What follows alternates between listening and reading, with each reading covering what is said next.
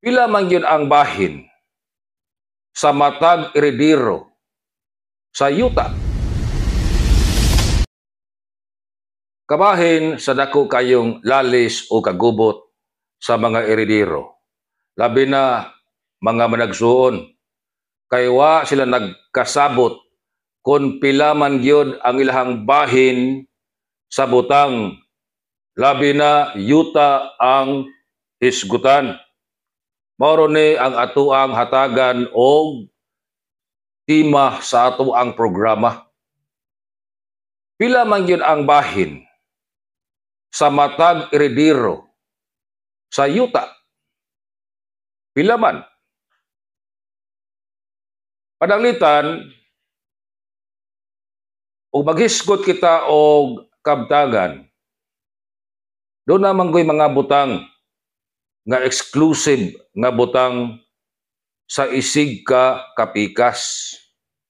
Kung kanang butanga exclusive gani nga butang sa asawa gitawag og parapernal property. O ang butang exclusive usab sa bana gitawag og capital property. Sa maabot nga mga episode ato anya na nga paghisgutan sab. Pananglitan og mao na mahitabo exclusive ba nga tag-iya sa yuta ang bana o asawa. Unsaon man pagbahin sa yuta? Ningon ang ato ang New Civil Code ug ang Family Code. Para sa mga anak, doon na po'y duha ka matang sa anak, legitimate o illegitimate. Legitimate, mao ka ng anak sa sud. Anak nga natawo sud sa legal nga kaminyoon. Og ang anak sa gawas, gitawag og illegitimate tungod kay wa nahimugso ubos sa sud sa kaminyoon sa magtiayon. Ningon ang balaod, kung legitimate o anak sa sud, ang anak makadawat og tibuok nga bahin.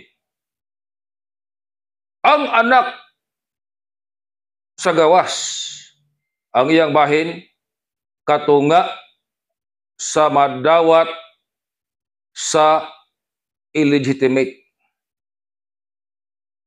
Ang sinagop, kinibang legally adopted, nga doon nagyoy adoption decree, gikas korte, nga nagtugot nga siya mahimo nga isagop.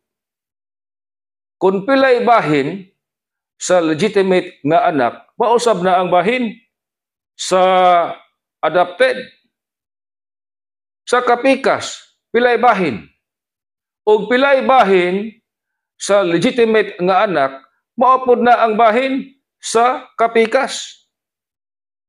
Sa tag-iya, pilay iyang bahin. O pilay sobra, mao na iyang bahin. Kana ang gitawag sa ato ang balaod og free disposable portion. Komplikado man lagi kini nga hiskutanan, mohatag ta ninyo og ehemplo. Pananglitan dunay 6 ka hektarya nga yuta. Ang tag-iya dunay 2 ka mga legitimate nga anak. Duna pud siya'y usa nga illegitimate. Duna siya'y kapikas ug duna siya'y sinagop o adopted.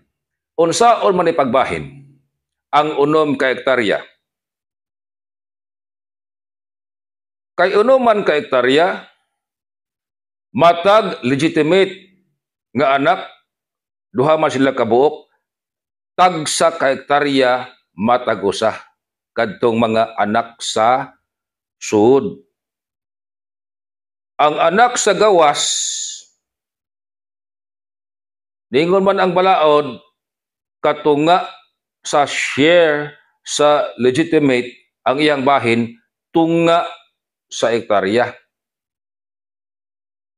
Ang kapikas kay nakadawat man og tagsa ka hektarya, ang mga anak sa sud usa sab ka hektarya ang madawat sa kapikas. Ang adopted kay usa man ka hektarya ang nadawat sa legitimate, usa sab ka hektarya ang madawat sa adopted. Pila na lang nahabilin sa tag-iya. Ang 6 ka hektarya gibahin sa duha ka mga anak,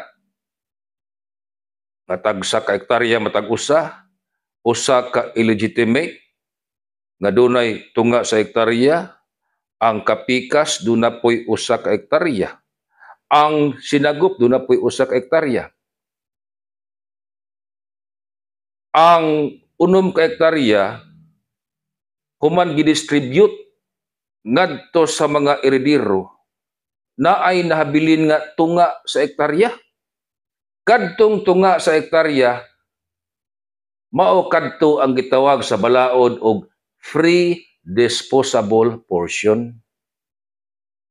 Kanang free disposable portion, ang tag-iya na butang mo mahibaw ana, mahimong iyaha kanang i-donate, mahimong iyang i-waive pod iyang katungod pabor ngadto sa iyang mga anak, o mahimong iyang ibaligya kay mao man ay sobra.